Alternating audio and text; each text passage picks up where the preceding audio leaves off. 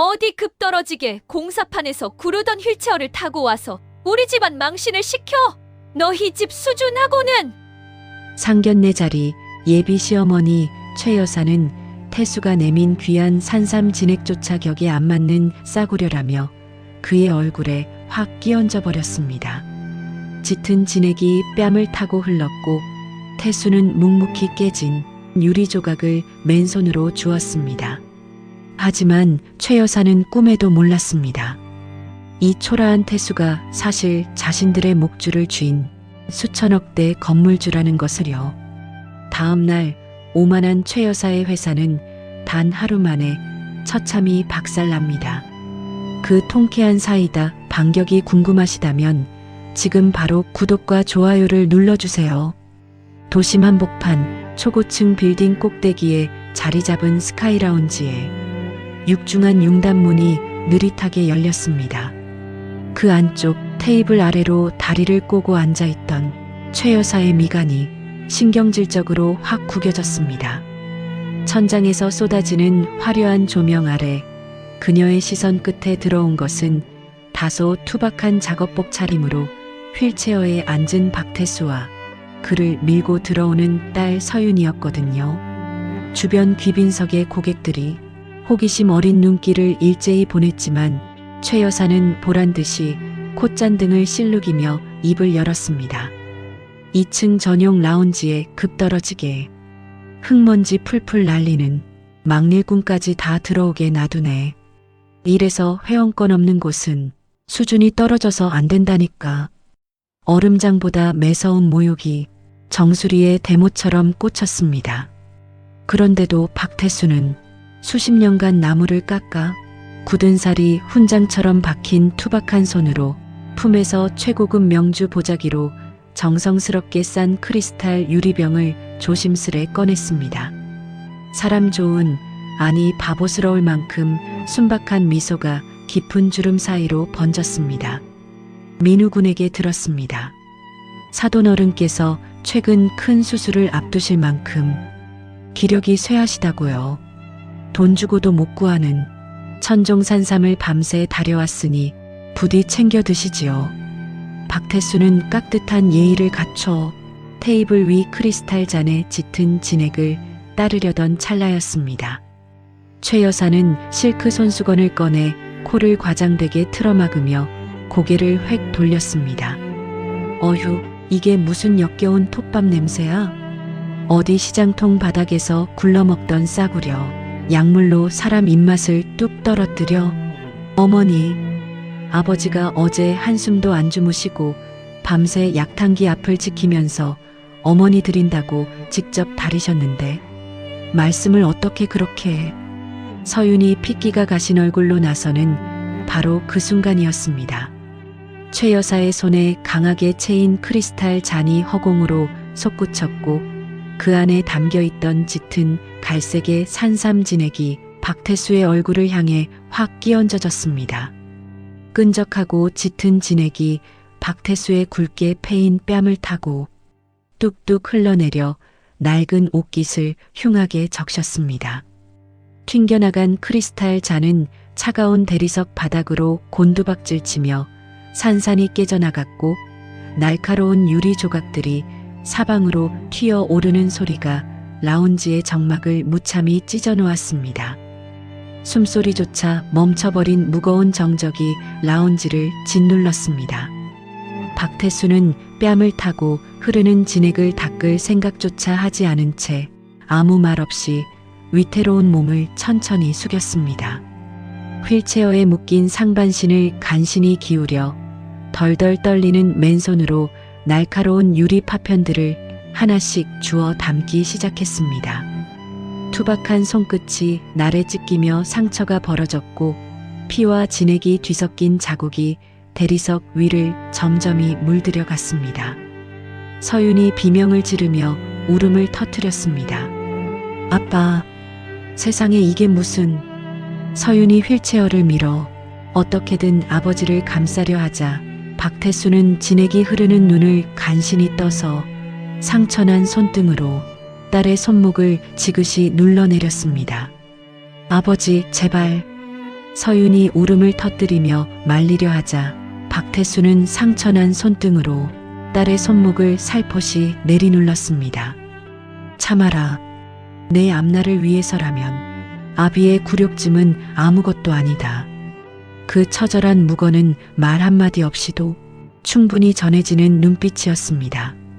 하지만 그 피눈물 나는 희생의 한가운데 맞은편에 앉은 예비 사위 민우는 말리기는커녕 테이블 밑으로 스마트폰 화면을 미친 듯이 두드리고 있었습니다. 고개를 숙이고 묵묵히 유리를 줍던 박태수의 시선이 반짝이는 대리석 바닥에 거울처럼 반사된 민우의 휴대전화 화면 위에 멈춰섰습니다. 도면 자료는 내 가방에 챙겼어.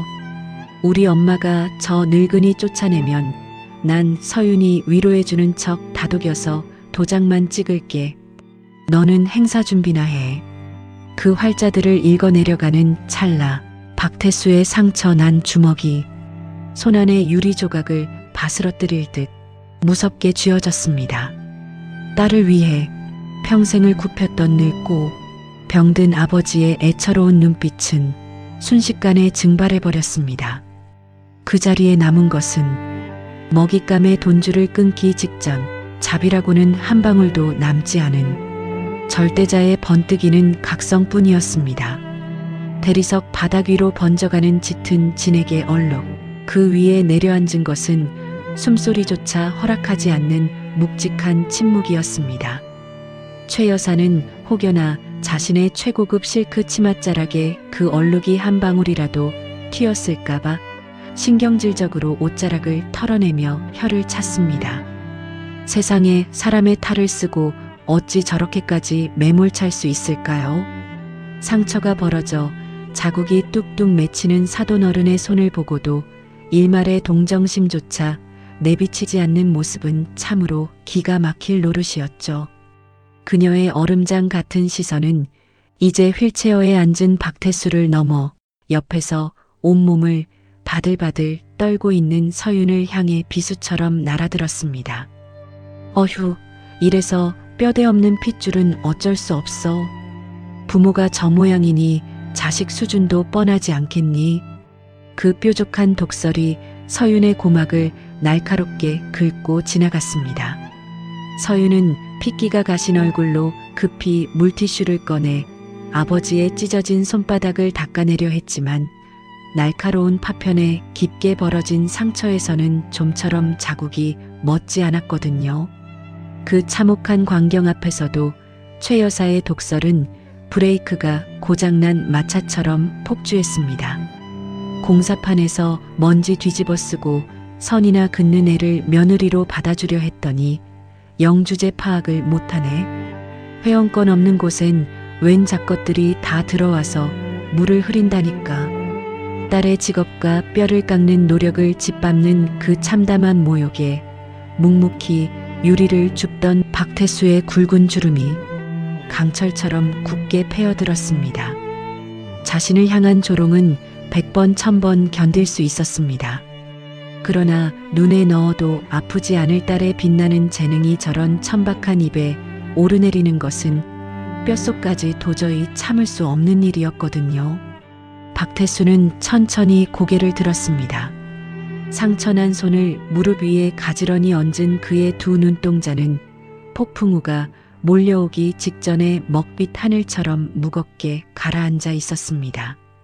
요동치는 속을 한 겹 한 겹 다져 누르며 흔들림 없는 묵직한 음성이 입술 사이로 갈라져 나왔습니다. 제 딸이 밤낮 없이 흘린 땀과 그 일은 신성합니다. 사람 대 사람으로서 최소한의 예의는 지켜주십시오. 단호하고 품격 있는 일갈이었습니다.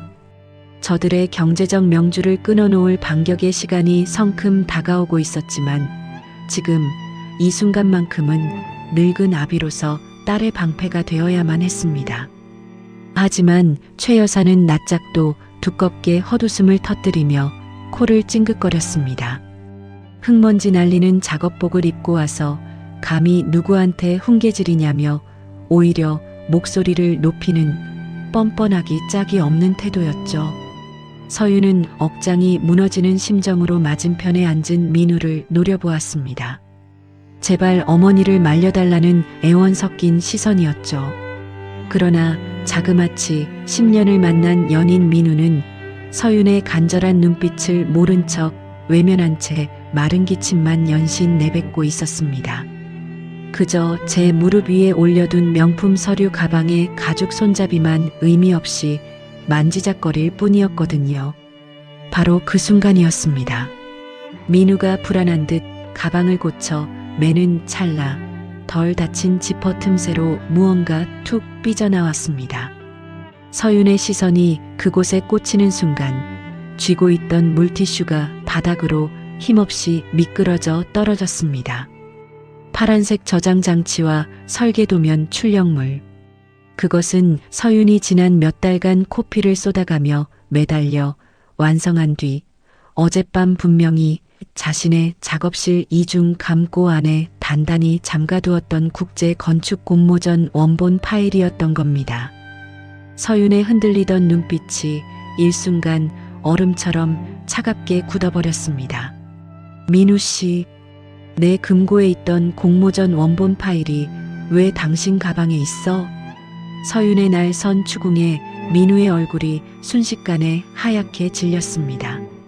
그는 당황한 손길로 황급히 가방 지퍼를 닫아 숨기려 했지만 이내 눈동자를 굴리더니 뱀처럼 교활한 미소를 입꼬리에 걸어 보였습니다. 아, 그거. 네가 금고 비밀번호를 내 생일로 해놨길래. 어차피 우리 곧 부부 될 거잖아.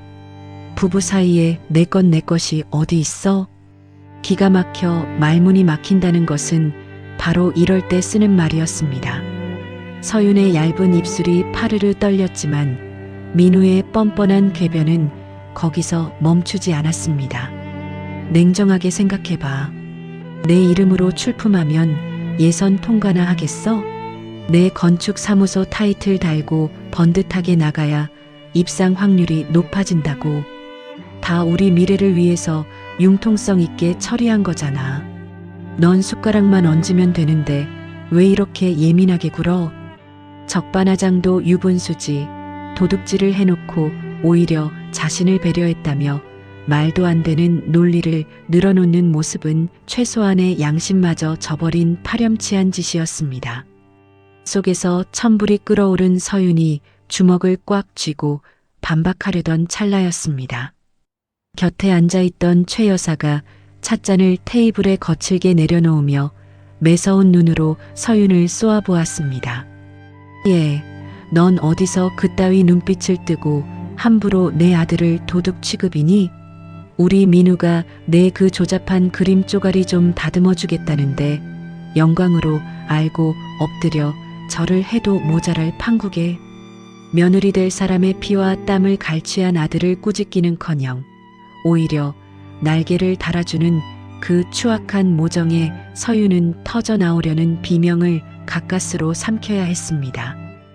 어머님, 이건 제 모든 걸 바친 제 작품이에요. 그걸 상의 한마디 없이 훔쳐가는 게 어떡해. 입 다물어. 바닥에서 구르던 막일꾼 딸내미를 번듯한 대표 사모님 소리 듣게 해주려 했더니 어디서 감히 내 아들을 닥달해? 당장 그 입 다물고 주는 대로 받아먹어. 그게 내 주제에 맞는 분수니까. 최 여사의 모욕은 서윤의 마지막 남은 자존심마저 갈기갈기 찢어놓았습니다. 바로 그때 서윤의 머릿속에 흩어져 있던 의문의 파편들이 하나씩 소름 돋게 정확한 그림으로 맞춰지기 시작했습니다. 자신의 비밀번호를 악용해 몰래 도면을 빼돌린 야비한 기만. 조금 전 테이블 밑에서 수상하게 휴대전화를 두드리던 민우의 비열한 손놀림. 그리고 자신의 어머니가 폐악을 부려도 철저하게 방관하며 흘려보내던 그 계산적인 눈빛까지. 이 모든 것은 단순한 파온 종용이나 시월드의 텃세가 아니라 자신의 피와 땀을 통째로 집어삼키기 위해 철저하게 기획된 천륜을 저버린 사기극이었음을 서윤은 뼈저리게 깨달은 겁니다. 박태수는 휠체어에 앉은 채 충격에 몸을 가누지 못하는 딸의 얇은 어깨를 지켜보며 다시 한번 상처난 주먹을 강하게 틀어쥐었습니다. 유리 파편이 손바닥을 파고들어 살같이 찢어졌지만 가슴이 찢어지는 고통에 비하면 그따위 상처는 아무것도 아니었거든요. 저 탐욕의 눈먼 자들의 오만한 성을 밑바닥부터 완벽하게 박살낼 심판의 시간이 이제 분초를 다투며 맹렬하게 다가오고 있었습니다. 대리석 바닥 위로 번져간 짙은 진액 얼룩. 그 위로 내려앉은 것은 폭풍의 눈에 들어온 듯 기묘하리만치 고요한 공백이었습니다. 방금 전까지만 해도 배신감에 잔뜩 경직되어 있던 서윤의 얇은 어깨가 거짓말처럼 잦아들었거든요. 혼란과 슬픔이 뒤엉켜 소용돌이치던 그녀의 눈동자에서는 어느새 물기가 바짝 말라버렸습니다. 그 자리를 채운 것은 등 뒤로 오싹한 한기가 타고 올라오는 극도로 맑고 이성적인 냉정함이었습니다.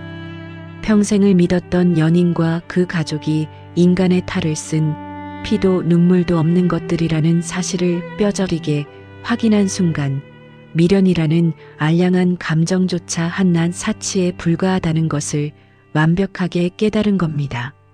서윤은 흔들림 없는 시선으로 맞은편의 두 사람을 똑바로 응시했습니다. 분노로 악을 쓰거나 언성을 높이지도 않았습니다. 그저 뼛속까지 시려오는 차분하고 또렷한 목소리가 스카이라운지의 무거운 공기를 한 줄기 칼바람처럼 갈랐을 뿐이죠. 마지막으로 기회 드리겠습니다. 그 단호한 한마디에 헛기침을 하던 민우의 어깨가 흠칫 굳어버렸습니다. 서윤은 조금의 망설임도 일말의 여운도 허락하지 않고 곧바로 쐐기를 박았습니다. 지금 당장 저희 아버지께 정중히 사과하시고 민우 씨 가방 속 내도면 이 테이블 위에 올려놔. 그럼 오늘 일은 덮고 가겠습니다. 그것은 서윤이 베풀 수 있는 마지막 자비이자 되돌릴 수 없는 나락으로 떨어지기 전에 던지는 최후의 밧줄이었습니다. 하지만 탐욕의 눈먼 자들에게 그 고결한 뜻이 닿을 리가 만무했죠. 최 여사는 기가 찬다는 듯 탁자에 놓인 최고급 탄산수 잔을 느긋하게 입에 가져다 대더니 한 모금 마시고는 비웃음을 가득 담아 코웃음을 쳤습니다. 예, 네가 지금 상황 파악이 안 되니? 내가 미쳤어? 저런 흙먼지 날리는 노인네한테 고개를 숙이게. 거지적선하는 것도 아니고 어디서 건방지게 명령질이야. 그 조잡한 도면 쪼가리 우리 아들이 써주는 것만으로도 감지덕지인 줄 알아야지. 어디서 굴러들어온 복을 제 발로 걷어차려고 드는 미련한 것들 같으니라고. 정말이지 하늘이 노할 오만방자함이 아닐 수 없었습니다. 남의 피와 땀을 갈취해 놓고도 도리어 큰 소리를 치는 뻔뻔한 작태라니 보는 이에 혀를 내두르게 만들 노릇이었죠. 상황이 걷잡을 수 없이 엇나가자 그제야 사태의 심각성을 인지한 민우가 당황한 얼굴로 자리에서 벌떡 일어났습니다. 그는 다급하게 손을 뻗어 서윤의 팔을 붙잡으려 했습니다. 서윤아, 제발 일 크게 만들지 마. 너 혼자 그깟 도면 들고 나가서 성공할 줄 알아? 내 건축사무소 배경 없고 우리 집안 인맥 없으면 넌 평생 공사판 바닥에서 선이나 그어야 해. 융통성 있게 넘어가면 번듯한 사모님 소리 듣고 살 텐데 왜 이렇게 꽉 막혔어? 어떻게든 이 판을 모면해 보려는 비열하고 알량한 본성이 만천하에 드러나는 순간이었습니다. 사랑이라는 가면 뒤에 교활하게 숨겨두었던 그 찌질하고 계산적인 밑바닥을 확인한 서윤은 깊게 숨을 들이마셨다가 아주 천천히 내뱉었습니다. 그녀는 자신의 팔에 닿으려는 민우의 손을 더러운 오물이라도 피하듯 매몰차게 쳐냈습니다. 그 매서운 거절에 민우가 멍청한 표정으로 굳어버린 찰나 서윤의 손이 자신의 왼손 약지를 향해 천천히 올라갔습니다. 지난 1년간 그녀의 손가락을 옥죄고 있던 다이아몬드 약혼 반지. 영원한 사랑의 징표라 믿었던 그 가증스러운 금속 고리를 미련 없이 단숨에 뽑아냈습니다. 그리고는 테이블 위를 향해 거침없이 던져버렸습니다. 무거운 백금 반지가 허공을 가르고 떨어져 산삼진액이 얼룩진 냅킨 위를 차갑게 굴러갔습니다. 영혼을 맹세했던 약속이 더러운 탐욕의 얼룩 위에 나뒹구는 완벽한 단절의 순간이었죠. 남의 피땀 훔치는 걸 당연하게 여기는 천박한 집안에 제 소중한 인생 안 넘깁니다. 파혼입니다. 단 한 치의 떨림도 단 한 가닥의 미련도 섞이지 않은 완벽한 판결이었습니다. 공사판 운운하며 자신들을 짓밟던 최 여사의 붉은 입술이 경련하듯 파르르 떨렸고 민우는 무거운 것에 정수리를 강타당한 사람처럼 숨조차 제대로 쉬지 못했습니다. 주변 테이블에 앉아있던 귀빈 고객들의 수군거리는 소리가 라운지 전체로 잔물결처럼 번져나갔지만 두 모자는 변명 한마디 내뱉지 못한 채 얼어붙어 있을 뿐이었습니다. 서윤은 저 천박한 모자에게 반박할 단일초의 틈조차 주지 않았습니다. 그녀는 곧바로 몸을 돌려 묵묵히 모든 것을 지켜보고 있던 아버지 박태수의 휠체어 손잡이를 단단히 움켜쥐었습니다. 군데군데 녹이 슬고 가죽이 해졌지만 세상에서 가장 따뜻하고 존경스러운 아버지의 자리였습니다. 박태수는 상처난 손을 조용히 무릎 아래로 감추며 자신을 지켜낸 딸의 든든한 호의를 받았습니다. 낡은 휠체어 바퀴가 대리석 바닥을 구르는 묵직하고 단단한 소리가 그 어떤 명품 구두 발소리보다도 당당하고 웅장하게 스카이라운지를 울려 퍼뜨렸습니다. 속물들의 화려한 식당에 덩그러니 남겨진 최 여사와 민우의 초라하고 우스꽝스러운 몰골과는 완벽하게 대비되는 압도적인 퇴장이었던 겁니다. 스카이라운지의 무거운 융단 문을 나서며 박태수의 굳은 살 박인 손가락이 휠체어 팔걸이를 천천히 쥐어잡았습니다. 저 탐욕의 눈먼 자들의 경제적 명주를 밑바닥부터 완벽하게 잿더미로 만들어버릴 심판의 시간까지 남은 것은 이제 겨우 13시간 남짓이었습니다. 스카이라운지의 화려한 조명을 등지고 내려온 지하주차장. 콘크리트 벽면을 타고 도는 뼛속까지 파고드는 냉기가 노출된 배관 사이로 맴돌고 있었습니다. 엘리베이터의 무거운 철문이 닫히고 완벽하게 단절된 공간에 들어서자 그제야 지독한 긴장감이 탁 풀려버린 서윤의 무릎이 미세하게 떨려오기 시작했습니다. 눈앞에 천륜을 저버린 자들을 상대하느라 온몸에 바짝 힘을 주고 버텼지만 자그마치 10년의 세월이 한순간에 시궁창에 처박힌 충격은 이루 말할 수 없을 참담한 노릇이었죠. 금방이라도 다리가 푹 꺾여 차가운 시멘트 바닥으로 주저앉을 것만 같았습니다. 그때 거칠고 투박한 온기가 서윤의 얇은 어깨 위로 묵직하게 내려앉았습니다. 휠체어에 앉은 박태수는 아무 말 없이 자신이 입고 있던 낡고 두꺼운 작업복 외투를 벗어 딸에게 덮어준 겁니다. 오랜 세월 나무를 다듬으며 섬유 깊숙이 밴 은은한 톱밥 냄새와 마른 땀 냄새가 뒤섞인 그 투박한 외투는 세상 그 어떤 명품 코트보다도 거대하고 따뜻한 위로였거든요.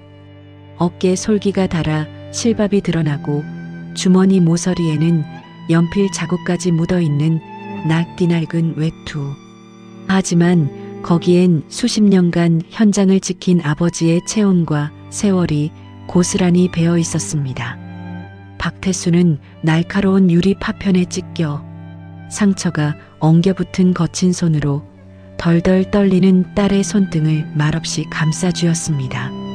비록 몸은 휠체어에 묶여 있을지언정 아비가 곁에 있으니 이제 안심하라는 바위처럼 든든하고 묵직한 체온이었습니다. 그 거칠지만 끝없이 따뜻한 감촉에 서윤의 붉어진 눈가에서 기어이 뜨거운 눈물 한 방울이 툭 떨어져 내렸습니다. 서윤이 아버지의 온기에 기대어 억눌렀던 숨을 토해내려던 바로 그 순간이었습니다. 적막한 지하 주차장의 무거운 공기를 날카롭게 찢고 맞은편 전용 주차 구역에서 너무나도 익숙한 남자의 가벼운 웃음소리가 콘크리트 천장에 부딪히며 울려 퍼졌습니다. 하하, 10년 묵은 체증이 다 내려가네. 서윤의 어깨가 벼락이라도 맞은 듯 뻣뻣하게 굳었습니다. 핏기가 가신 얼굴로 콘크리트 기둥 뒤에 몸을 숨기고 소리가 나는 쪽을 바라본 순간 쥐고 있던 외투 자락이 구겨질 정도로 손에 강한 힘이 들어갔습니다. 방금 전까지만 해도 스카이라운지에서 꿀먹은 벙어리처럼 얼어있던 민우가 화려한 명품 코트를 입은 낯선 여자 유리의 허리를 능글맞게 감싸 안고 있었거든요. 불과 30분 전까지 서윤의 연인이었던 자의 손이 다른 여자의 허리춤에 징그럽도록 자연스럽게 감겨있는 광경이었습니다. 더욱 기가 막힌 것은 민우의 손에 들려있던 파란색 저장 장치가 유리의 명품 핸드백 속으로 고스란히 넘어가는 장면이었습니다. 자기야, 진짜 수고했어. 그 눈치 없고 주제 파악 못하는 것이 이 귀한 걸 순순히 내놓지? 유리가 붉게 칠한 입술을 비틀며 교태 섞인 목소리로 조롱을 쏟아냈습니다. 그러자 민우는 자랑이라도 하듯 어깨를 으쓱이며 낄낄거렸습니다. 내놓고 자시고 할 게 뭐 있어. 지 주제도 모르고 먼저 파혼해주겠다며 길길이 날뛰면서 알아서 나가 떨어지더라니까. 우리 엄마가 아주 바람잡이 노릇을 톡톡히 해줬지. 나야 아쉬운 척 연기 좀 하다가 빠지면 그만이고. 어머, 웬일이니? 지 무덤을 지가 파네. 어차피 그 바닥에서 구르던 집구석, 우리 인맥 아니면 평생 공모전 본선 구경도 못 해보고 썩어갈 텐데. 내 이름 좀 얹어서 빛보게 해주는 걸 영광으로 알아야지. 어디서 파혼 타령이람? 내 말이 딱 그 말이야. 자기야, 당장 내일 주최 측에 이도면 내 이름으로 넘겨. 이제 이 바닥에서 그 집구석은 완전히 끝이야. 오늘 밤엔 내가 최고급 샴페인 쏜다. 세상에 어찌 인간의 탈을 쓰고 이토록 교활하고 뻔뻔할 수 있을까요?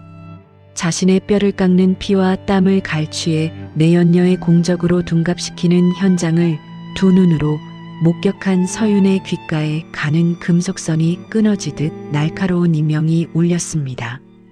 믿었던 연인의 배신을 넘어 한 사람의 숭고한 인생을 통째로 짓밟아 놓고 낄낄거리는 저 악랄한 작태는 보는 이의 속을 뒤집어 놓을 만큼 역겨운 노릇이었죠. 하지만 서윤은 무너지지 않았습니다. 오열하며 달려나가 앞뒤 가리지 않고 저들의 멱살을 휘어잡는 어리석은 짓 따위는 하지 않았습니다. 눈물 한 방울조차 아까운 쓰레기들에게 알량한 감정을 낭비할 이유가 없다는 것을 뼛속 깊이 깨달은 겁니다. 서윤은 숨소리조차 죽인 채 덜덜 떨리는 손을 뻗어 주머니에서 스마트폰을 꺼냈습니다. 차갑게 얼어붙은 이성으로 소리 없이 카메라 렌즈를 당겼습니다.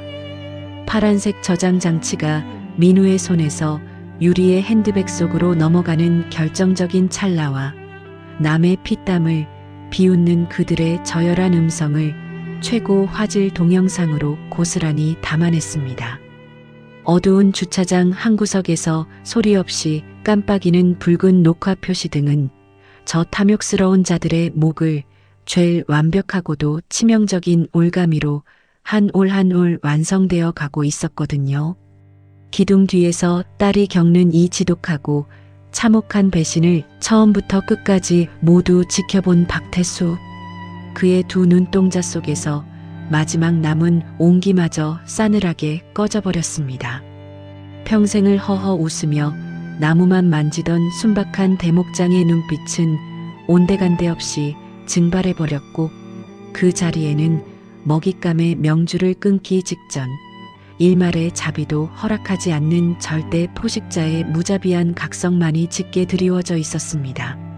대기하고 있던 검은색 벤 차량에 먼저 올라탄 박태수는 상처가 굳어버린 거친 손으로 휴대전화를 꺼내 귀에 가져다 댔습니다.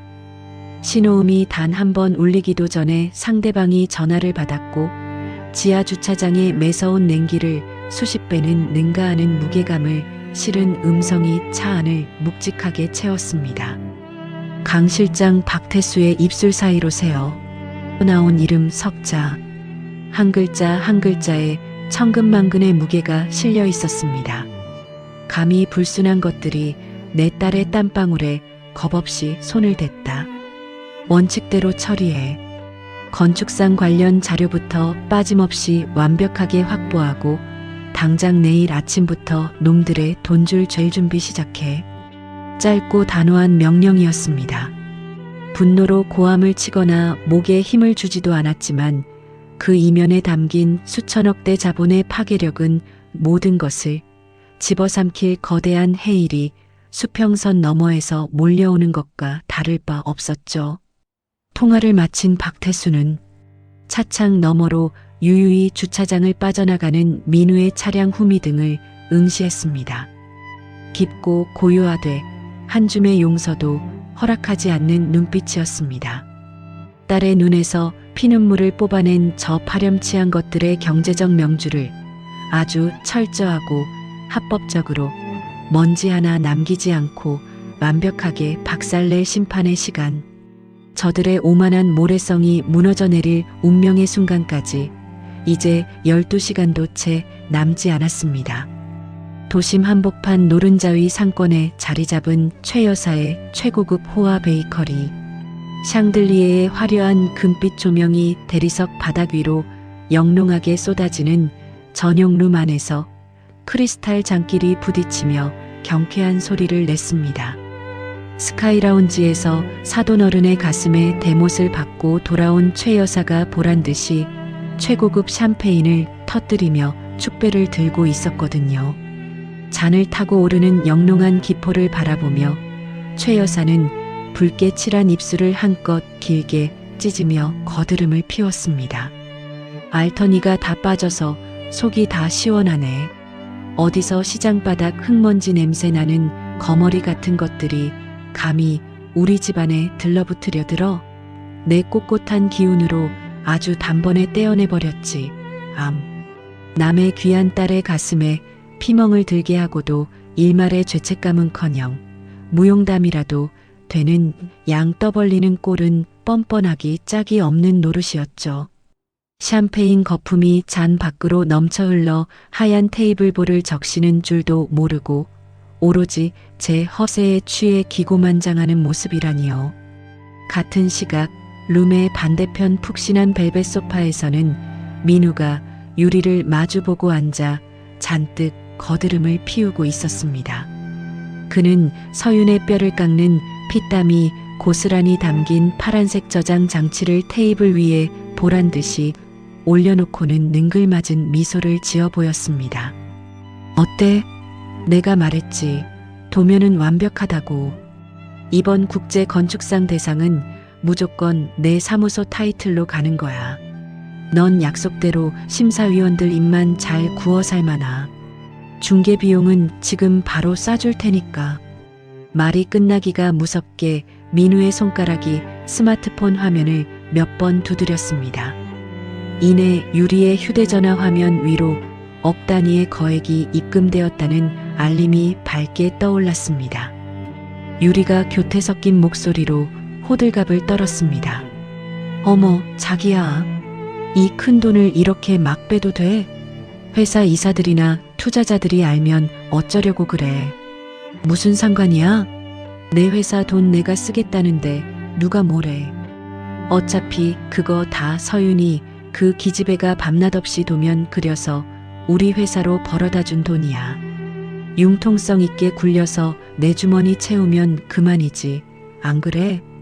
세상에 자신의 건축회사 공금을 유리가 세운 유령회사의 계좌로 거침없이 빼돌리며 도리어 큰 소리를 치는 파렴치한 짓을 저지른 겁니다.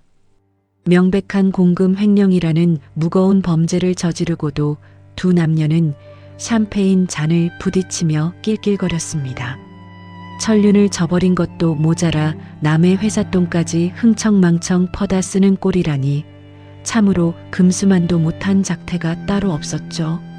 하지만 그 탐욕스러운 축제의 단꿈은 그리 오래가지 못했습니다.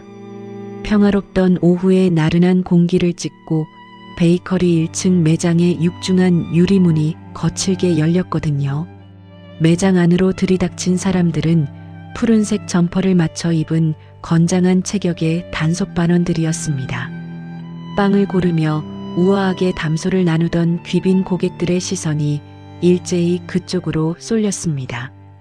가장 앞에 선 단속반 팀장이 차가운 금속 재질의 신분증을 치켜들며 단호한 목소리로 입을 열었습니다. 위생 단속반에서 나왔습니다. 이 매장 납품업체 내부에서 불량식자재를 섞어 쓴다는 아주 구체적인 익명 제보가 접수되었습니다. 지금부터 매장 내 모든 식자재 샘플링 점검을 시작하겠습니다. 단속반원들은 대답을 들을 새도 없이 곧장 주방 쪽으로 진입했습니다. 그리고는 매장 한 구석에 보관되어 있던 최고급 프리미엄 밀가루 포대를 주저없이 뜯어내어 내용물을 채취하기 시작했습니다. 뽀얀 밀가루 분진이 공기 중에 피어올라 매장 전체를 뿌옇게 뒤덮었고 진열대 위에 화려한 케이크들 위로 하얀 가루가 눈발처럼 내려앉았습니다. 순식간에 매장 안은 아수라장으로 변해버렸거든요. 소란스러운 바깥 상황에 놀라 전용 룸에서 뛰쳐나온 최 여사의 목덜미에 굵은 핏대가 불끈 솟아올랐습니다. 자신의 금쪽 같은 매장에서 벌어지는 난장판을 목격한 최 여사는 앙칼진 목소리로 고함을 질렀습니다. 아니, 지금 남의 영업장에서 이게 무슨 행패야? 당신들 내가 누군지 알아? 여기 밀가루 한 포대가 당신들 월급보다 비싼데 어딜 함부로 쑤셔놔. 당장 지배인 불러와. 최 여사가 길길이 날뛰며 단속반의 앞을 가로막으려 했습니다. 하지만 단속반 팀장은 눈 하나 깜짝하지 않고 소름 돋을 만큼 차분한 시선으로 최 여사를 내려다보았습니다. 공무집행방해로 관할 경찰서에 지원 요청하기 전에 당장 비키시죠. 철저하게 원칙대로 진행하는 겁니다. 법과 원칙을 앞세운 단속반의 단호한 압박에 최 여사의 얼굴이 불그락푸르락 달아올랐습니다. 그 사이 매장 안의 분위기는 최악으로 치닫고 있었거든요.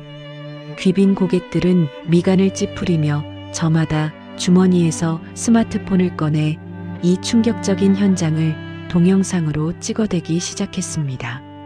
어머나 세상에, 최고급 유기농만 쓴다더니 벌레라도 나온 거 아니야? 이래서 겉만 번지르르한 곳은 믿을 수가 없다니까. 매니저, 당장 내 회원권 전액 환불해줘요. 찝찝해서 원 쯧쯧. 수군거리는 사모님들의 노골적인 비아냥과 번쩍이는 카메라 불빛들이 매장 안을 사정없이 수놓았습니다. 동네방네 고상한 척은 다하던 최 여사의 알량한 체면이 수십 명의 고객들 앞에서 철저하게 진흙탕에 처박히는 통쾌한 광경이었죠. 불과 몇 시간 전까지만 해도 남의 직업을 바닥이라 조롱하던 그 오만한 입이 이제는 제 매장 안에서 속수무책으로 벌어지는 참극에 쩍 벌어진 채 다치지 않는 꼴이라니요. 최 여사가 어떻게든 상황을 수습하려 허둥지둥 대던 찰나였습니다. 사무실 안쪽에서 베이커리 지배인이 사색이 된 얼굴로 헐레벌떡 뛰어왔습니다. 이마에서는 식은땀이 비 오듯 흘러내렸고 호흡은 턱 끝까지 차올라 거칠게 헐떡이고 있었거든요. 지배인의 덜덜 떨리는 양손에는 방금 팩스에서 뽑아낸 구겨진 공문 한 장이 들려 있었습니다. 사장님, 큰일 났습니다. 왜 이래 호들갑스럽게. 이깟 위생검사야. 내가 전화 한 통이면 다 알아서 덮이는 거 몰라? 시끄러우니까 빨리 쫓아내기나 해. 그게 아닙니다. 방금 우리 매장에 프리미엄 밀가루를 독점 납품하는 유통본사에서 팩스가 왔는데 우리 가맹점에서 평판 훼손이 발생했다며 당장 오늘부터 모든 식자재 공급을 전면 파기하겠다는 통보랍니다. 지배인의 절망적인 외침에 매장 안의 공기가 순식간에 얼어붙었습니다. 프리미엄 유기농 식자재를 간판으로 내세워 장사하던 호아 베이커리의 재료 공급이 끊긴다는 것은 곧 영업 정지와 다를 바 없는 치명적인 경제적 숨통을 끊는 거나 다름없거든요. 하지만 최 여사는 지배인의 손에서 공문을 신경질적으로 낚아채더니 코웃음을 치며 종이를 무참히 구겨버렸습니다. 어휴, 등신같이. 본사 행정 처리 굼뜬 게 하루 이틀이야? 전산에 무슨 오류가 났겠지. 내가 이따 본부장한테 밥이나 한 끼 사주면 알아서 풀릴 텐데 꼴사납게 덜덜 떨지 마. 최 여사는 구겨진 공문 뭉치를 바닥에 휙 던져버리며 콧방귀를 꼈습니다. 방금 전 들이닥친 위생 점검과 식자재 공급 중단 통보가 단순한 우연이나 전산 오류라고 철석같이 믿고 있는 겁니다. 제 발등에 불이 떨어져 활활 타오르고 있는데도 연기 냄새조차 맡지 못하는 어리석고 교만한 우물 안개구리가 아닐 수 없었죠. 그녀는 아직 꿈에도 모르고 있었습니다. 이 모든 일련의 사건들이 낡은 휠체어에 앉아있던 노인 박태수가 당긴 거대한 반격의 방아쇠에서 시작된 아주 작은 파편에 불과하다는 사실을 말입니다. 저 오만한 빵집의 셔터가 영원히 닫히고 횡령과 사기로 점철된 민우의 자금줄이 먼지 하나 남지 않고 완벽하게 타들어갈 심판의 아침까지는 이제 겨우 9시간 남짓밖에 남지 않았습니다. 철저한 응징의 물이 서서히 차올라 탐욕스러운 자들의 발목을 싸늘하게 적시기 시작한 겁니다. 박태수가 예고한 심판의 아침이 맹렬하게 목을 조여오고 있었습니다. 탐욕으로 쌓아올린 저들의 오만한 모래성이 무너져 내리는 데는 그리 오랜 시간이 필요하지 않았거든요. 박혜수의 지시가 떨어지기가 무섭게 단계적이고 치밀한 연쇄 붕괴의 첫 번째 물결이 최 여사의 호아 베이커리를 집어삼켰습니다. 단속반이 다녀간 다음 날 아침, 영업 시작을 알리기도 전에 매장 안의 모든 유선 전화기들이 일제히 요란하게 울려대기 시작했습니다. 전날 오후 밀가루 포대를 뜯어내는 현장 영상이 지역 맘카페를 타고 들불처럼 번져나간 겁니다. 수화기를 든 아르바이트생들의 얼굴이 하얗게 질려갔습니다. 당장 내 회원권 환불해줘요. 최고급 유기농이라고 속여서 우리 애기한테 그딴 쓰레기를 먹여? 맘카페에 영상 다 퍼져서 난리 났으니까 당장 문 닫을 준비나 해. 전화기 너머로 새어나오는 고객들의 날 선 항의가 매장 안을 사정없이 뒤흔들었거든요.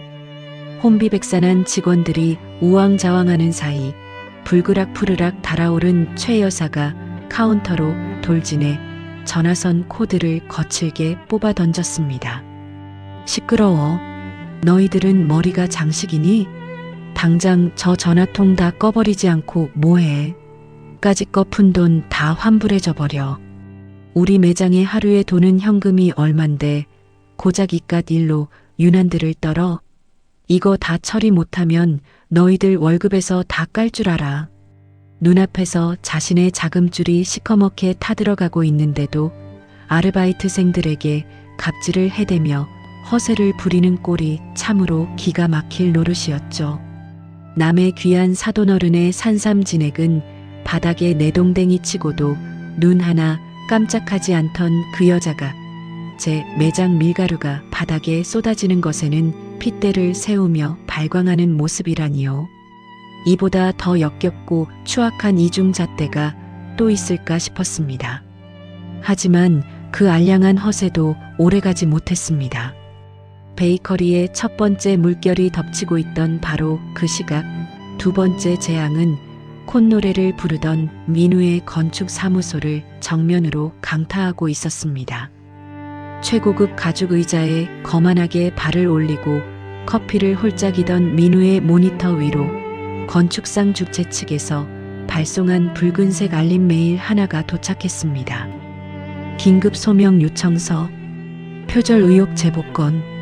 메일의 활자들을 읽어 내려가던 민우의 얼굴에서 순식간에 핏기가 가셨습니다. 커피잔을 쥔 손가락 마디가 희끗하게 변할 정도로 힘이 들어갔습니다. 이게 무슨 소리야? 안전 하중 및 구조역학 계산식을 내일 아침 출석해서 심사위원들 앞 화이트보드에 직접 증명하라고? 제정신이야? 남의 피땀 어린 도면을 훔쳐다 껍데기만 바꿔치운 그가 그 복잡하고 정교한 설계의 뼈대를 알 리가 만무한 겁니다. 등줄기를 타고 식은땀이 줄기줄기 흘러내렸습니다. 민우는 덜덜 떨리는 손으로 다급하게 유리의 번호를 눌렀습니다. 그러나 수화기 너머로는 전원이 꺼져 있다는 무미건조한 기계음만 잔인하게 고막을 찌를 뿐이었습니다. 이 못돼 먹은 것이 감히 내 돈만 챙겨서 튀어. 전화 안 받아. 민우는 쥐고 있던 최신형 스마트폰을 사무실 벽면을 향해 힘껏 집어 던졌습니다. 액정이 산산조각 나며 파편이 바닥으로 흩어졌지만 그의 타들어가는 속을 달래기엔 턱없이 역부족이었거든요.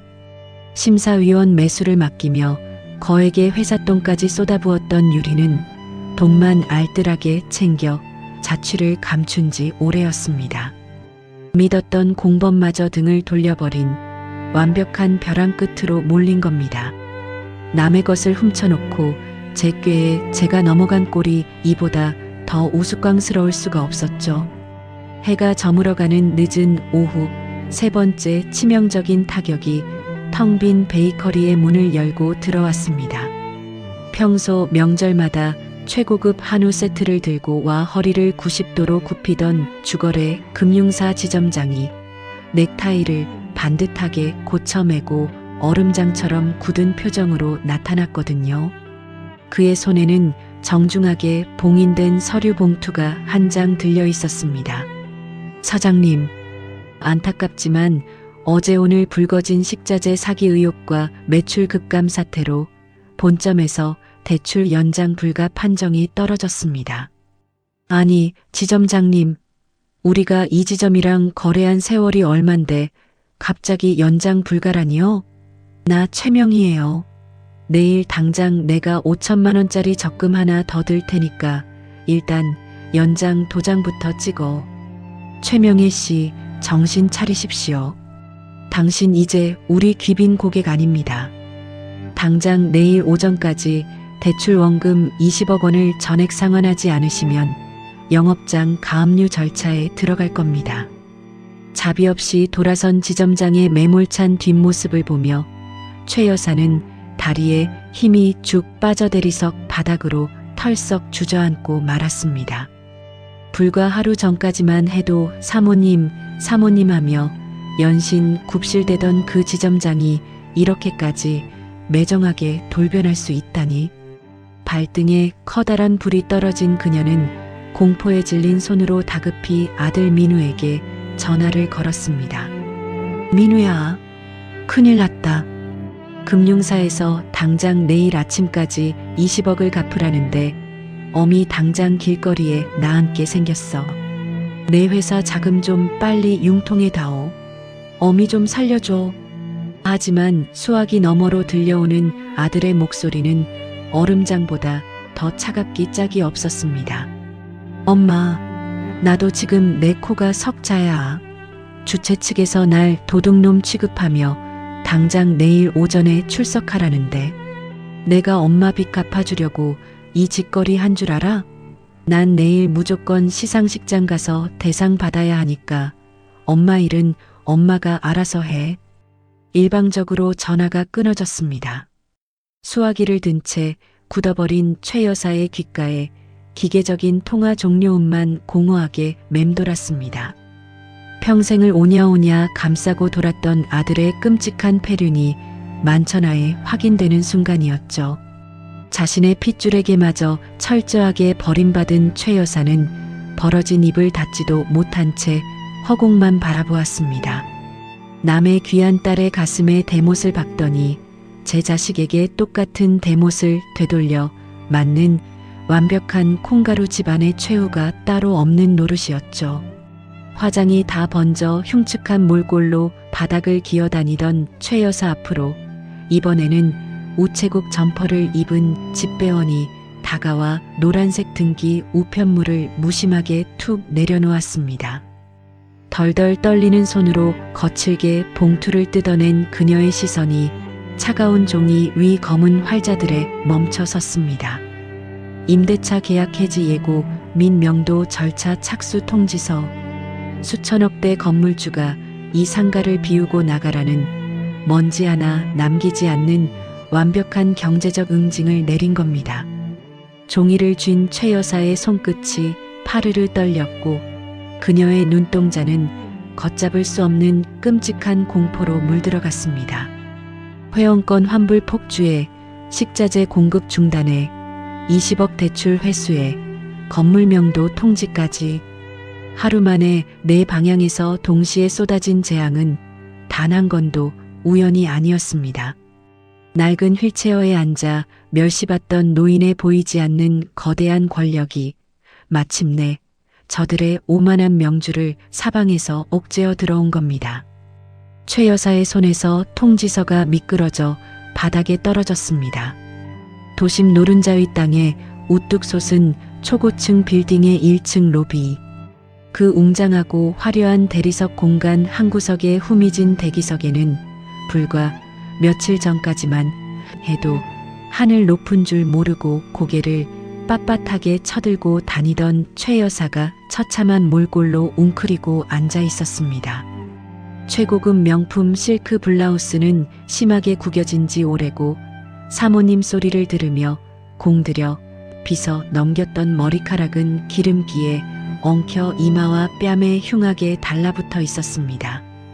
아들에게 철저하게 버림받고 당장 내일 아침이면 길거리에 나앉게 생긴 그녀는 벌써 사흘째 건물주 회장과의 면담을 구걸하며 이 로비에서 악착같이 버티고 있었거든요. 사흘 전에는 그래도 허리를 세우고 앉아 있었지만 이제는 등이 구부정하게 굽은 채 벤치 모서리에 몸을 기대고 간신히 의식을 붙들고 있는 꼴이었습니다. 그녀의 덜덜 떨리는 손에는 다 식어 빠진 싸구려 캔커피 하나가 초라하게 들려 있었습니다. 속이 바짝바짝 타들어가는 초조함을 견디지 못한 최 여사가 자리에서 벌떡 일어나 굳은 표정으로 서 있는 보안 요원에게 다가가 신경질적으로 고함을 질렀습니다. 아니, 내가 이 건물 귀빈 세입자라니까요. 매달 꼬박꼬박 갖다 바친 월세가 얼만데 도대체 언제까지 사람을 이렇게 바보 취급하며 기다리게 할 작정이야?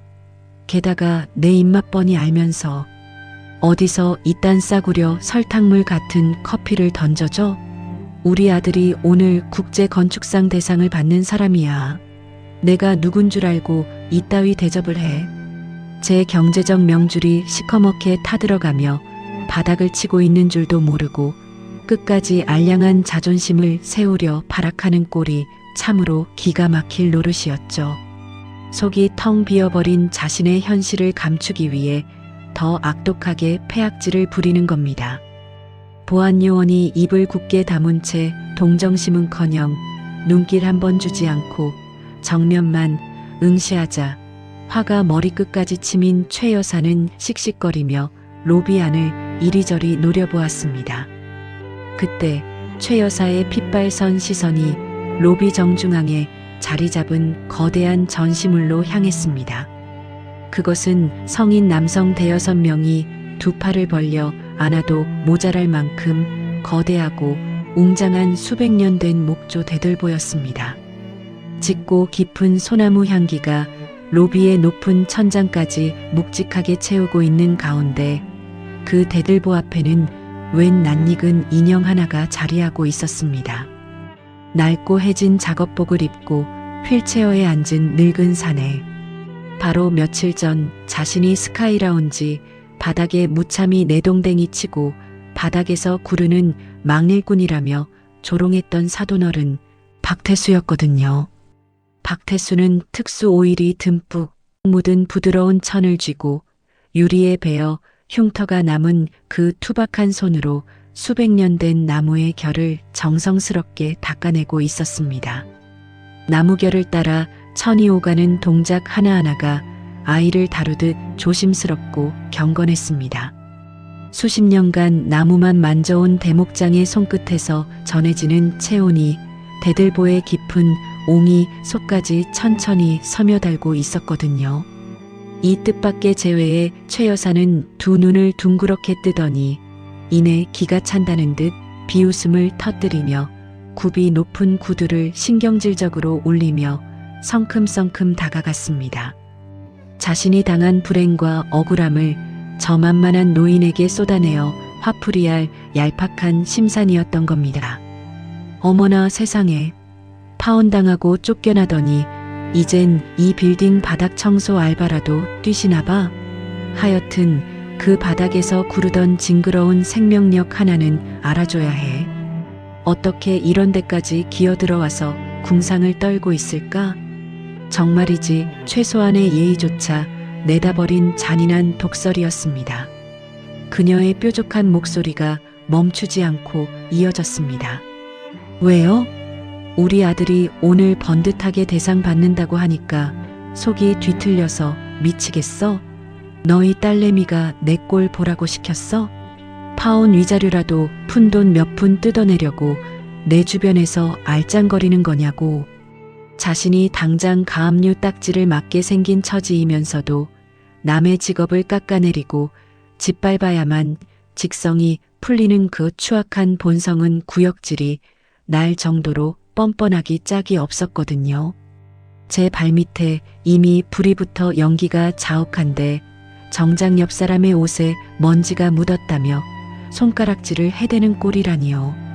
하지만 박태수는 그 악랄하고 천박한 조롱 앞에서도 미동조차 하지 않았습니다. 어설프게 고개를 돌려 눈을 마주치지도 억울함을 토로하지도 않았습니다. 낡은 휠체어에 앉은 그는 그저 오일이 묻은 거친 손바닥으로 묵묵히 아주 깊고 다정하게 대들보의 굴곡진 표면을 쓰다듬을 뿐이었습니다. 굳은 살 박인 투박한 손가락이 나무의 거친 결을 따라 오가며 내는 묵직하고 사각거리는 소리만이 넓은 로비를 고요하게 채웠습니다. 수백 년을 버텨낸 나무의 갈라진 틈새 사이로 늙은 대목장의 따뜻한 체온이 천천히 그리고 아주 깊숙하게 스며들고 있었습니다. 이윽고 로비의 묵직한 공기를 가르며 박태수의 낮고 깊은 음성이 흘러나왔습니다.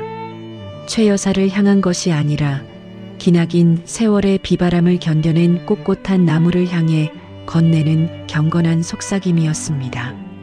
이 대들보는 1년에 한 번 만든 사람의 체온으로 직접 기름을 먹여야 비로소 숨을 쉬는 나무요. 아무리 돈을 수천억 원을 준다 한들 근본 없는 남의 손에 함부로 맡길 수는 없지.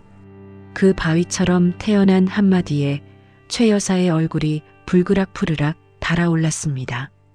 자신을 완벽하게 투명인간 취급하는 그 묵직한 무시의 목덜미의 핏대가 불끈 솟구쳐 올랐거든요. 네가 감히 나를 무시하느냐며 눈에 쌍심지를 켜고 삿대질을 하려던 바로 그 찰나였습니다. 박태수의 굳은 살 박인 손이 대들보의 거친 옹이 부근에서 딱 멈춰 섰습니다. 나무를 어루만지던 부드러운 손길이 멈추는 순간 로비의 공기가 한순간에 수십 도는 떨어진 듯 무겁게 내려앉았습니다. 그리고 뼛속까지 오싹하게 만드는 깊고 단호한 음성이 높은 천장을 울리며 갈라져 나왔습니다. 수백 년 비바람을 견디고 살아남은 꼿꼿한 나무는 말이요. 속이 텅 비어버린 썩은 가지부터 스스로 알아서 가차없이 끊어내는 법이지. 그 천금 같은 한마디가 허공에 떨어지는 순간이었습니다. 이상하게도 최 여사의 발끝에서부터 이유 모를 거대한 한기가 발목을 타고 종아리를 타고 등줄기를 타고 빠르게 기어오르기 시작했습니다. 일개 바닥 청소부라고 비웃었건만 박태수의 굽은 등 뒤에서 뿜어져 나오는 그 거대한 산맥 같은 기백은 도저히 하루 벌어 하루 먹고 사는 노동자의 것이 아니었거든요. 가슴이 턱 막히는 압도적인 무게감, 썩은 가지를 도려내겠다는 그 무서운 선언이 마치 자신의 오만한 자금줄을 남김없이 끊어놓겠다는 절대적인 판결처럼 들려오는 겁니다.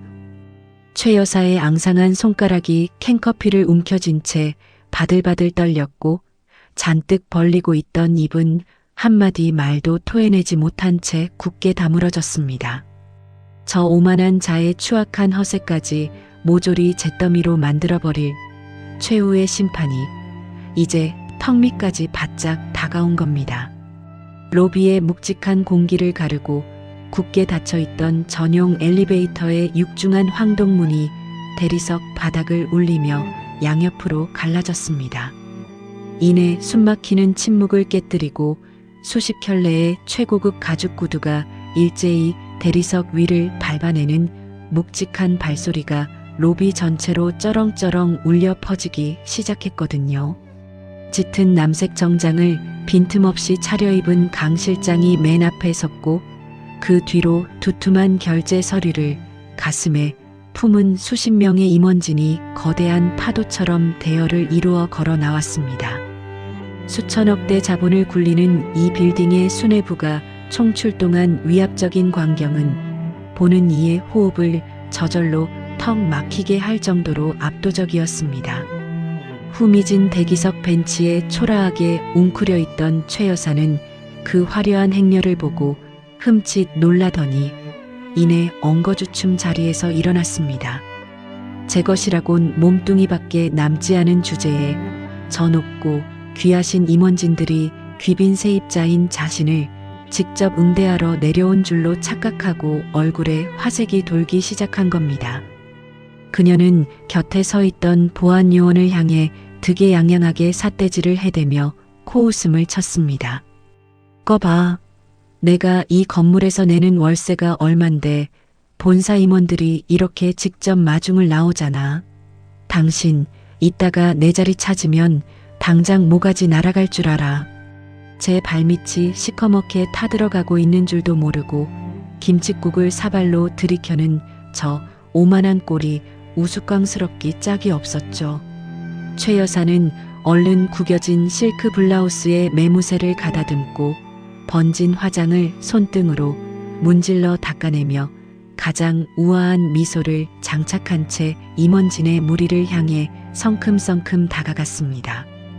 하지만 정자세를 취한 임원진의 무리는 환하게 웃으며 인사를 건네려는 최 여사를 완벽하게 투명 인간 취급하며 싸늘하게 스치듯 지나쳐버렸습니다.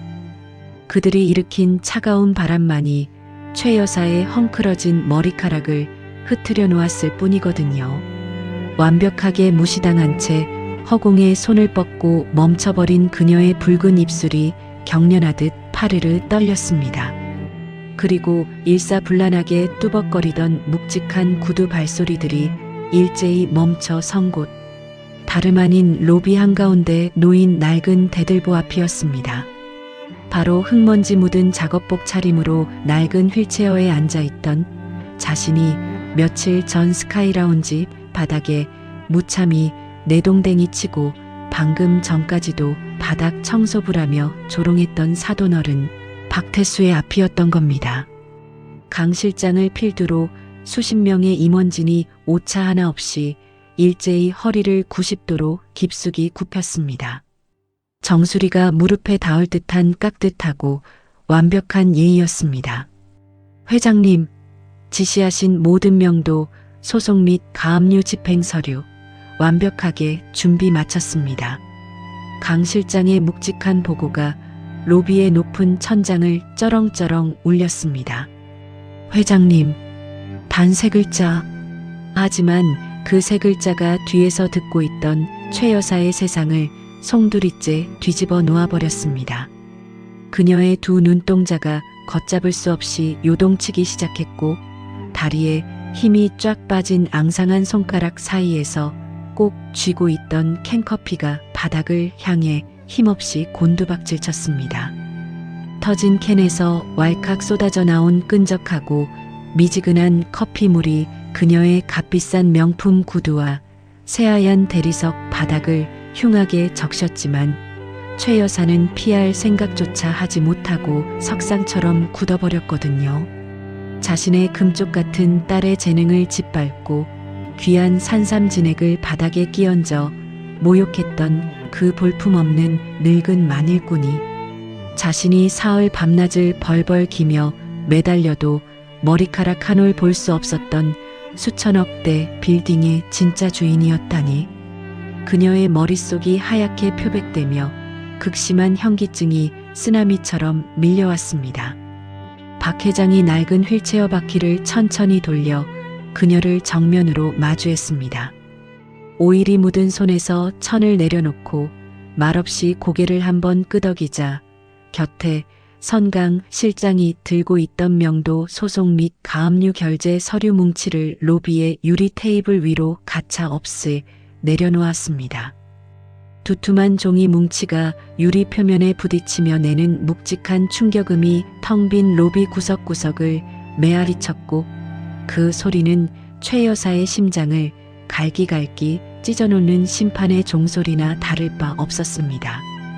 마침내 무릎이 완전히 꺾여버린 최 여사가 대리석 바닥으로 허물어지듯 털썩 주저앉고 말았습니다. 방금 전까지만 해도 오만하게 핏대를 세우며 갑질을 해대던 그 붉은 입술이 이제는 공포에 질려 꼴사납게 달달 떨리고 있었죠. 그녀는 엎드린 채로 양손을 싹싹 비비며 엉금엉금 기어오기 시작했습니다. 회장님? 사돈어른, 제가 몰랐어요. 정말 회장님이신 줄 꿈에도 몰라서 그랬습니다. 제발 한 번만 살려주십시오. 우리 민우랑 서윤이가 자그마치 10년을 만난 사이 아닙니까? 제가 잠시 노망이 나서 미쳤었나 봅니다. 제발 그 끈끈한 사돈의 정을 봐서라도 이러시면 안 됩니다. 탐욕에 눈이 멀어 남의 피땀을 도둑질하고 파혼을 종용할 때는 언제고 이제 와서 사돈의 정을 운운하며 목숨을 구걸하는 꼴이 비루하고 뻔뻔하기 짝이 없었습니다. 다급해진 그녀가 박 회장의 바짓단이라도 붙잡으려 더러워진 손을 뻗었거든요. 하지만 강 실장이 한치의 자비도 없이 차가운 구두발로 그 앞을 가로막으며 철저하게 차단해버렸습니다. 감히 그 불결하고 탐욕스러운 손을 어디다 대느냐는 단호한 압박이었죠. 강 실장의 묵직하고 냉정한 목소리가 그녀의 정수리에 꽂혔습니다. 함부로 다가오지 마십시오. 당신은 이제 이 건물 세입자도 사돈어른도 아닌 명도 소송의 피고인일 뿐입니다. 법과 원칙을 앞세운 강 실장의 팩트 일격에 최 여사는 숨만 거칠게 헐떡일 뿐 입도 뻥긋하지 못했습니다. 박 회장은 휠체어 팔걸이에 팔을 가만히 기댄 채 쏟아진 커피물이 번져가는 대리석 바닥 위를 기는 그녀를 차갑게 가라앉은 시선으로 내려다보았습니다. 몰라서 그랬다. 참으로 편리하고 교활한 변명이군. 박 회장의 낮고 건조한 음성이 로비 공기를 비수처럼 갈랐습니다. 그 말인즉슨 내가 끝까지 돈도 없고 힘도 없는 늙고 병든 약자였다면 당신은 내 귀한 딸의 피눈물을 비웃으며 평생을 그렇게 벌레 보듯 짓밟고 조롱했을 거란 뜻이겠지. 안 그렇죠? 전곡을 찌르는 완벽한 일갈이었습니다. 최 여사가 모욕한 것은 박 회장의 작업복이나 휠체어가 아니었습니다. 그녀가 짓밟은 것은 돈 없고 힘없는 사람은 인간 대접을 받을 자격이 없다는 그 추악하고 교만한 신념 그 자체였거든요. 박 회장은 한 톤 더 낮아진 음성으로 쐐기를 박았습니다. 내 딸이 밤낮 없이 쏟아낸 땀방울과 억울하게 흘린 피눈물 값은 내깟 것들에 알량하고 구역질 나는 눈물 따위로 퉁칠 수 있는 게 아닙니다. 박 회장은 유리 테이블 위에 놓인 심판의 서류 뭉치를 투박한 손가락으로 가볍게 툭 두드렸습니다. 당신의 그 역겨운 사과는 필요 없습니다. 이 서류들은 아주 철저하고 무자비하게 정해진 원칙과 법대로 집행될 겁니다. 그것은 그 어떤 고성이나 육두문자보다도 무섭고 완벽한 절대 권력자의 최종 판결이었습니다. 탐욕과 허세로 똘똘 뭉쳐있던 오만한 모래성이 밑바닥부터 처참하게 붕괴되는 완벽한 순간이었죠. 평생을 남을 무시하고 떵떵거리며 살아온 최 여사의 귓가에 자신의 화려했던 세상이 산산조각 나는 비참한 파열음만이 끝없이 메아리 쳤습니다. 마침내 박 회장이 예고했던 심판의 아침이 맹렬하게 밝아왔습니다. 수많은 취재진과 업계 권위자들이 빼곡하게 들어찬 국제건축상 시상식장의 화려한 단상 위 영예의 대상 수상자로 호명된 민우가 최고급 맞춤 정장 차림으로 눈부신 조명을 한 몸에 받으며 서 있었습니다. 심사위원들을 돈으로 완벽하게 구워 삶았다는 유리의 거짓말을 철석같이 믿고 어떻게든 입을 털어 위기를 넘겨보려 뻔뻔하게 무대에 선 것입니다. 그의 등 뒤로 펼쳐진 초대형 전광 스크린에는 남해 금고에서 비열하게 훔쳐온 서윤의 피땀 어린 설계 도면이 버젓이 그의 이름표를 달고 띄워져 있었습니다.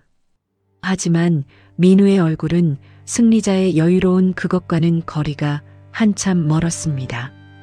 주최 측으로부터 기습적인 표절 소명 요청을 받았던 터라 단상을 짚은 그의 양손은 사시나무 떨리듯 바들바들 요동치고 있었거든요. 두꺼운 정장 재킷 안쪽으로는 쉴 새 없이 식은 땀이 비오듯 쏟아져 내렸습니다. 억지로 입꼬리를 끌어올려 웃는 척을 해보았지만 턱관절이 제멋대로 경련을 일으키며 입술만 파르르 떠는 꼴이 참으로 우스꽝스럽기 짝이 없었죠.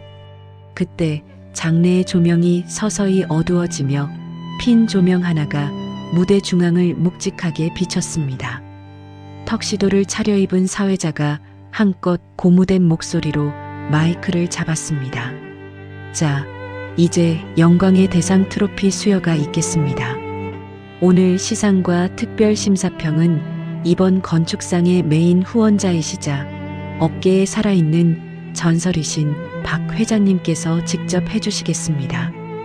여러분, 큰 박수 부탁드립니다. 우레와 같은 박수갈채가 장내를 뒤흔드는 가운데 무대 측면에 무거운 붉은 장막이 걷히며 익숙한 실루엣 하나가 천천히 모습을 드러냈습니다. 낡은 휠체어 바퀴가 무대 바닥을 구르는 묵직한 소리가 수백 명의 객석 끝까지 울려 퍼졌습니다. 그 위에 앉아있는 사람은 다름 아닌 자신이 스카이라운지 바닥에 엎드리게 만들고 바닥에서 구르는 망일꾼이라며 조롱했던 사돈어른 바로 박 회장이었거든요. 그 웅장하고 압도적인 기품에 민우의 눈이 찢어질 듯 벌어졌습니다. 얼굴의 핏기가 시체처럼 하얗게 빠져나간 그는 자신도 모르게 뒷걸음질을 치다 단상 모서리에 허리를 세게 부딪히고 말았습니다. 그 충격에도 고통을 느낄 여유조차 없었습니다. 온 신경이 천천히 다가오는 휠체어의 묵직한 바퀴 소리에 꽂혀 있었거든요. 박 회장이 천천히 휠체어를 몰아 민우의 곁으로 다가왔습니다. 마이크를 넘겨받은 그의 소름 돋을 만큼 차분하게 가라앉은 시선이 민우를 꿰뚫자 장내에는 바늘 하나 떨어져도 울릴 듯한 숨막히는 고요가 내려앉았습니다. 이토록 빛나는 트로피를 건네기 전에 심사위원장으로서 한 가지 반드시 짚고 넘어가야 할 것이 있습니다. 박 회장의 낮고 묵직한 음성이 마이크를 타고 장내 구석구석을 채웠습니다. 훌륭한 건축물은 보이지 않는 뼈대가 생명이지요. 설계자이신 민우 대표, 이 도면의 핵심인 중앙기둥의 하중 계산식과 역학 구조에 대해 저 수백 명의 관중 앞에서 직접 설명해 보시겠습니까? 기습적이고도 치명적인 일격이었습니다. 남의 뼈를 깎는 도면을 껍데기만 벗긴 도둑이 그 복잡하고 정교한 뼈대의 원리를 알 리가 만무한 노릇이었죠. 민우의 입술이 파르르 떨렸지만 붕어처럼 뻐끔거릴 뿐 단 한마디의 건축학적 소명도 내뱉지 못하고 눈동자만 사방으로 굴려댔습니다. 수백 명의 시선이 호기심에서 날카로운 의구심으로 변해가는 찰나 박 회장이 투박한 손가락을 가볍게 튕겨 신호를 보냈습니다. 순식간에 등 뒤에 거대한 스크린 속 도면이 특정 기둥의 접합부 치수 쪽으로 무섭게 확대되었습니다. 그리고 화면 한 구석에 교묘하게 숨겨져 있던 설계도면 원본 작성 기록이 적나라하게 드러났습니다. 최초 작성자 박서윤, 최종 수정 일시 공모전 마감 전일 새벽 2시, 거대한 화면에 뜬 선명한 이름 석자에 장내가 벌집을 쑤신 듯 발칵 뒤집혔습니다. 취재진의 카메라가 일제히 민우의 얼굴을 향해 고개를 돌렸고 객석 여기저기에서 탄식과 야유가 터져 나오기 시작했습니다.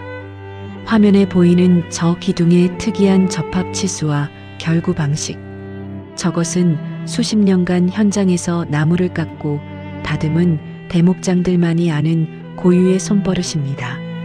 박 회장은 잠시 말을 끊고 굳은 살이 훈장처럼 박인 자신의 투박한 손을 천천히 들어 올려 객석을 향해 보여주었습니다. 수십 년간 나무와 씨름한 세월이 고스란히 새겨진 거친 손마디였습니다. 평생을 나무와 씨름한 제가 제 귀한 딸아이에게만 유일하게 물려준 숭고한 유산이란 말입니다. 도둑질의 명백한 물증과 반박할 수 없는 장인의 증언이 떨어지자 눈을 뜰 수 없을 만큼 강렬한 카메라 불빛들이 일제히 민우의 핏기 가신 얼굴을 향해 폭격처럼 터지기 시작했습니다. 궁지에 몰린 민우는 마이크를 부여잡고 미친 듯이 악을 쓰며 발악을 해댔습니다. 이건 모함입니다. 다 조작된 거라고요. 저 앙심품은 늙은이가 제 컴퓨터를 불법으로 해킹해서 제 설계도에 딸 이름을 덮어 씌운 겁니다. 당장 저 노인네 끌어내려요. 증거가 만천하에 드러났는데도 끝까지 뻔뻔하게 남 탓을 하며 폐악질을 부리는 꼴이라니요. 객석에 앉아있던 업계 권위자들과 심사위원들이 자리에서 벌떡 일어나 매서운 야유를 퍼붓기 시작했습니다. 어디서 남의 뼈 깎는 피땀을 도둑질해 놓고 적반하장이야. 당장 저 파렴치한 도둑을 무대에서 끌어내려. 우리 업계의 수치다.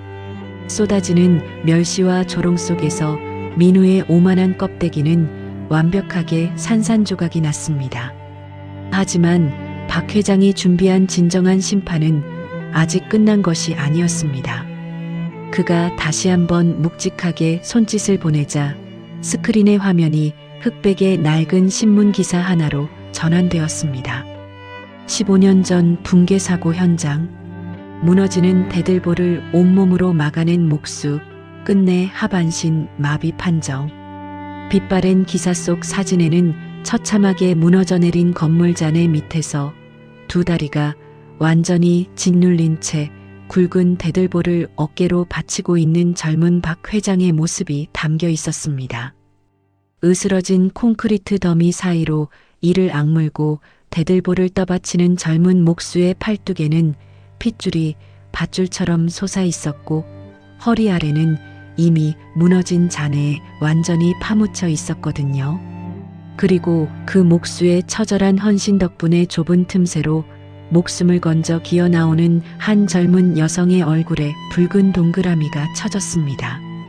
그 여성의 얼굴을 확인한 민우의 두 다리가 완전히 꺾이며 무대 바닥으로 주저앉고 말았습니다. 찢어질 듯 비명을 지르고 싶었지만 목구멍이 꽉 막혀 신음조차 새어 나오지 않았거든요. 사진 속에서 눈물 콧물을 쏟으며 잔의 틈을 기어 나오는 여자는 바로 자신의 어머니 최 여사였던 겁니다. 자신을 살리느라 두 다리가 으스러진 은인이 무너진 잔해 속에서 피를 토하고 있는데도 제 목숨 하나 건지겠다고 뒤 한 번 돌아보지 않고 뺑소니치듯 도망쳐버렸던 그 매정하고 뻔뻔한 여자가 말입니다. 그러니 은인의 얼굴을 제대로 기억조차 할 리가 만무했던 겁니다. 자신들이 급이 떨어진다며 벌레 취급하고 조롱했던 그 낡은 휠체어가 사실은 15년 전 자신의 어머니를 살리기 위해 두 다리를 제물로 바친 거룩한 희생의 훈장이라니요. 그 우주적인 인과응보와 끔찍한 죄업의 무게가 거대한 해일처럼 밀려와 민우의 정신을 완벽하게 붕괴시켜버렸습니다. 은혜를 원수로 갚고 감히 건드려서는 안 될 절대적인 은인을 물어뜯은 그 파렴치한 패륜이 수백 명의 관중과 수십 대의 카메라 앞에 적나라하게 까발려지는 참으로 통쾌하고도 소름 돋는 순간이었습니다. 장례는 그야말로 아수라장이었습니다. 누군가는 분노에 찬 야유를 쏟아냈고 누군가는 박 회장의 희생에 뜨거운 눈물을 쏟았습니다. 카메라 불빛의 폭풍 속에서 무대 바닥에 납작 엎드려 짐승처럼 헐떡이는 민우를 내려다보며 박 회장이 마이크를 쥔 채 낮고 엄숙한 최후의 판결을 내렸습니다. 15년 전 한 생명을 구하고자 기꺼이 내 두 다리를 내어주었지만 박 회장의 음성이 한 박자 끊겼습니다. 짧은 침묵이었지만 그 침묵의 무게는 이 시상식장 천장이 내려앉을 만큼 거대했습니다. 그 고결한 은혜를 기만과 도둑질로 갚는 자들에게 더 이상의 자비는 사치일 뿐입니다.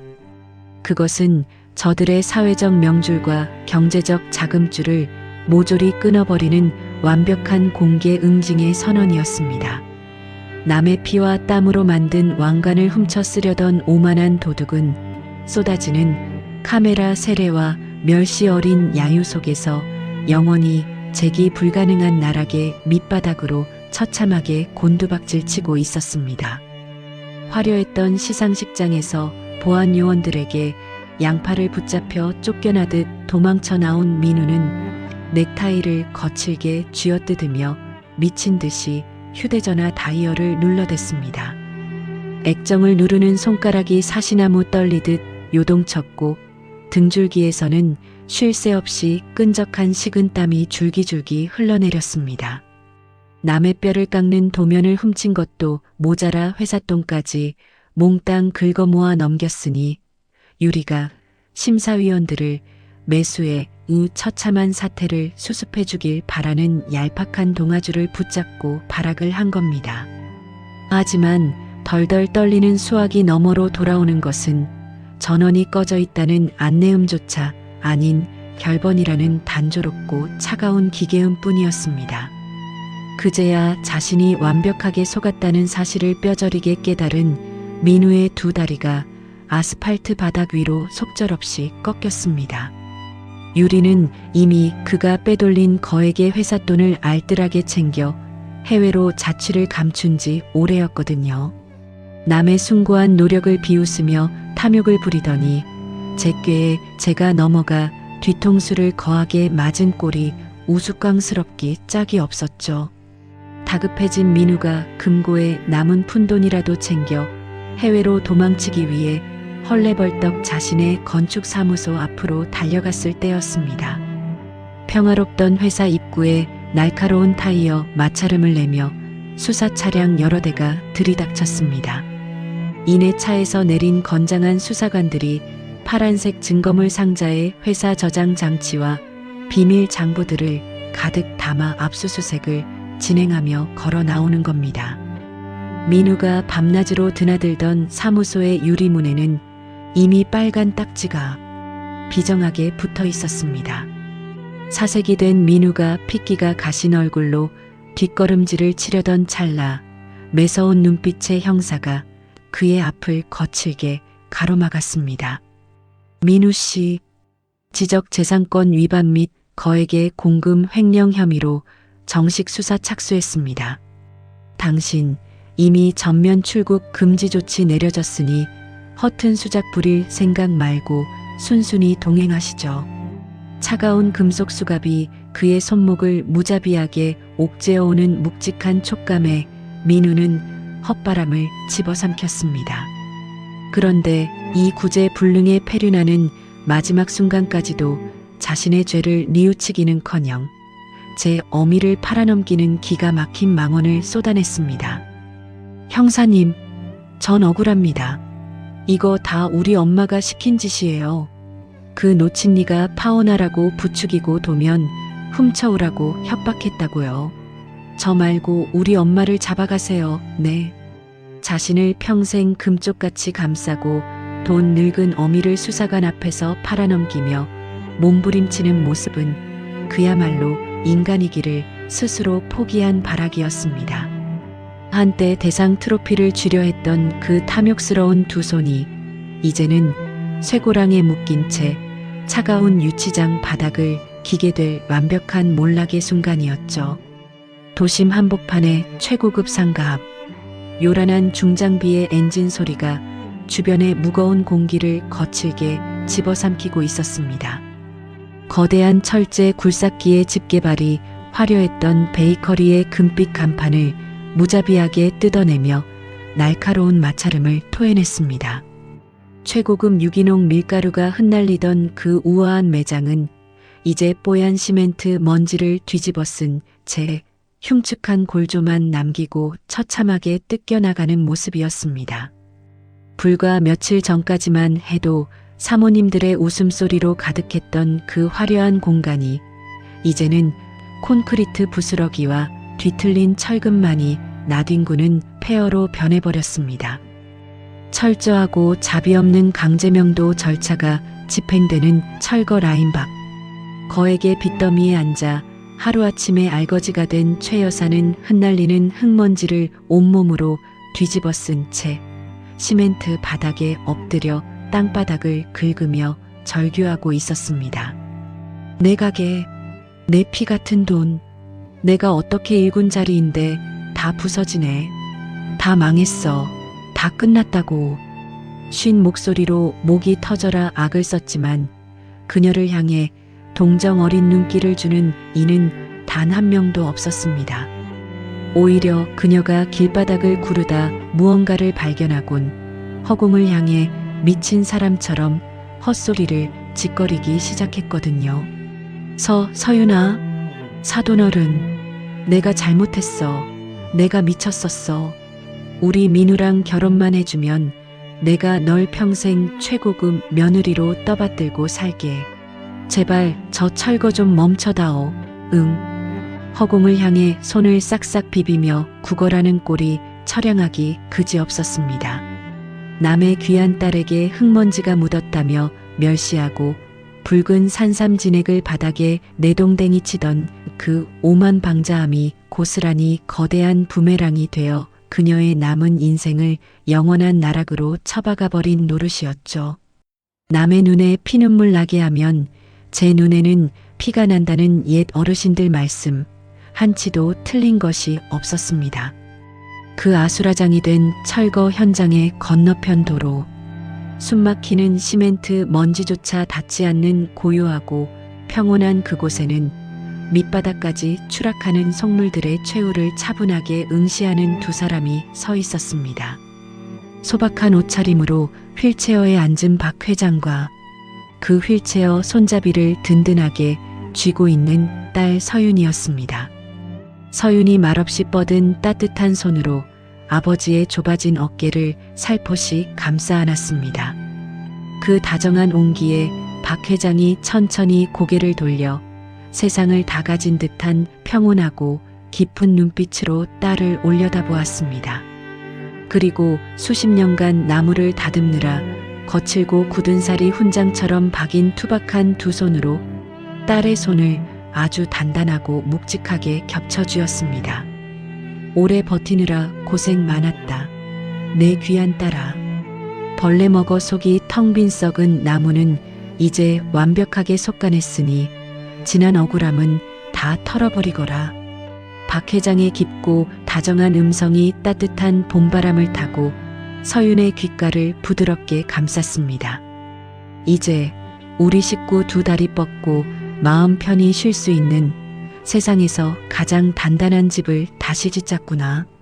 서윤의 눈가에 맺혀있던 맑은 눈물방울이 뺨을 타고 주르륵 흘러내리며 그녀의 입가에 옅은 미소가 피어올랐습니다.